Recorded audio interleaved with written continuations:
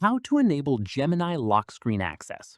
This tutorial shows you how to set up Gemini so you can use it directly from your lock screen without unlocking your phone on your Android device. First, open the Gemini app on your Android device and tap the three lines at the top left to open the side menu. From there, tap the gear icon at the bottom right of the panel and tap Settings at the bottom. Once inside, scroll down and find the lock screen option and toggle it on. This allows Gemini to be accessed and used directly from your lock screen without needing to unlock your device first. Once enabled, lock your phone and try it out. You'll now be able to pull up Gemini and ask questions or give prompts on the go without having to go through your lock screen every time. Keep in mind, while this feature is convenient, anyone who picks up your phone will also be able to interact with Gemini from the lock screen. So if privacy is a concern, it may be worth keeping this toggled off and only enabling it if you're comfortable with that level of access. And that's it.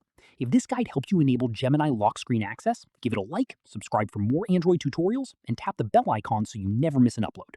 See you in the next one.